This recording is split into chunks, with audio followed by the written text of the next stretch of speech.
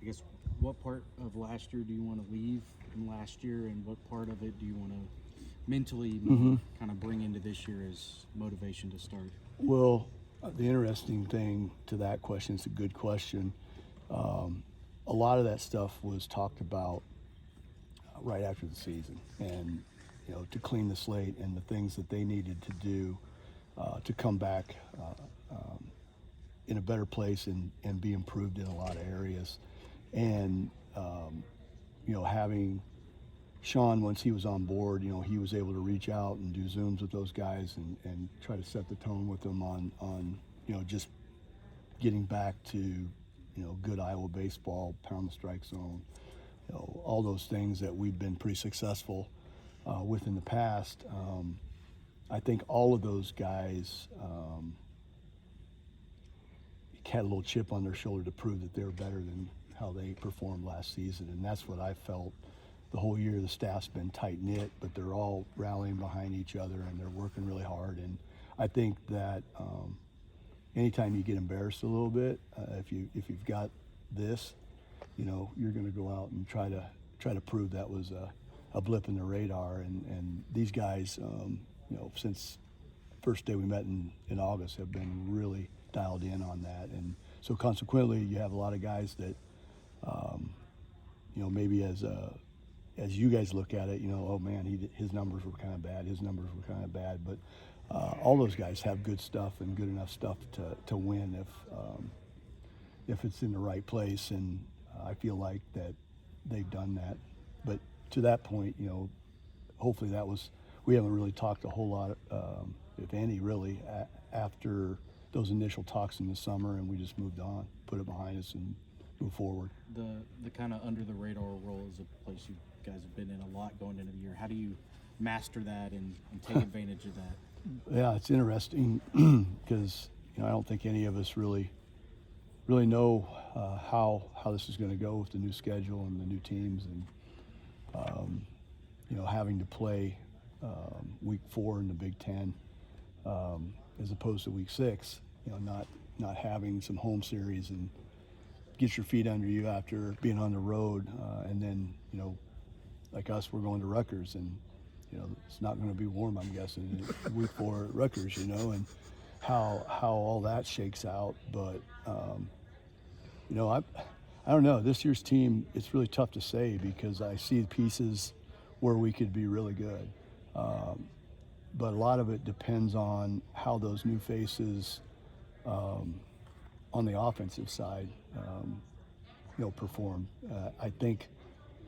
I feel really confident that we're going to put a quality, competitive pitching staff out there. I think we have good pieces in the middle. We have good pieces at the backside. Ben DeTay is a guy that we really have a lot of confidence in to close games out. Sam Hart is better. There's a couple other guys that we could use on the back end, which gave us some trouble last year. We feel like we're deep enough to go split start here these first 2-3 weeks until guys get their feet on them. And then I would tell you, I think this position player group has the potential to be as good, if not better, defensively than last year's team, which was an excellent defensive team. The question that is out there is, are we going to be able to find identity and score runs? And I don't think we're going to know that until the lights come on, because the training's gone well, the stuff in here's gone well, but as you guys know, until the lights come on, and the first time for a lot of guys getting out there and seeing high quality pitching day in and day out, how they're going to adapt to that. But I think that the potential's there.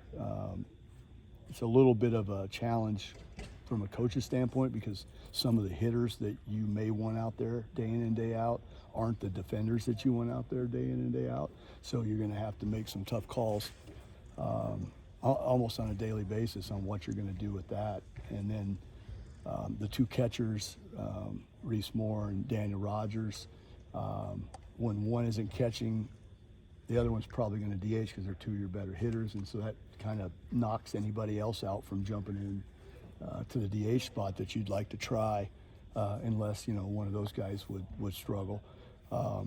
there'll be a lot of options. I think you'll see a lot of different lineups, and just trying to find the right mix on what we can do and what kind of identity we can have to score runs. But I would tell you guys this: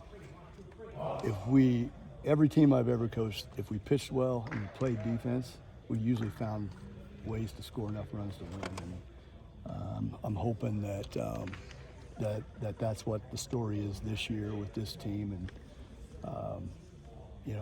they if they're committed to team offense, and doing their 1/9 and whatever you have to do, which I believe they will be, I think we'll find our identity, and consistent pitching usually leads to consistent offense, even if it's not a lot of runs. This team needs that pitching and the defense to be consistent, because I don't think it's a team that, like you saw last year, there were times when we could outslug people, and there were times when, being down 5 or 6 wasn't that scary if with the guys that we were running out there. I don't think we're going to be a team that's going to thrive in that environment very well. But like last year, not want to talk a lot about it, but with the peaks and valleys, when you got a staff and you say a guy might go 7 innings and have 2 hits, and then the next time out, could be out in the 2nd inning, that's when your offense doesn't really know what to expect, and the consistency usually wanes.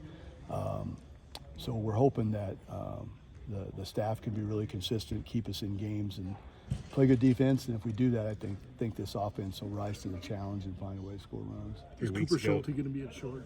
Yes, day one Cooper. What have you seen that in? Really good player, really good baseball player. I guess the best way to sum it up. He's got a lot of intangibles, and he's a true son of a coach. And you guys know his dad played here, and one of the top JUCO coaches in the country. And Justin's a tough guy and brings a lot of toughness to his teams, and Coop has that. Really just a steady Eddie with how he goes about his business. He and Gable are really a good match up the middle, because you got 2 guys that are really intense and really focused and really want to be the best they can be. And so that's a great combination to have. And Coop's he's maybe the perfect guy to come in after Michael Sigers. Michael's been out there a long time and was a big time defender for us.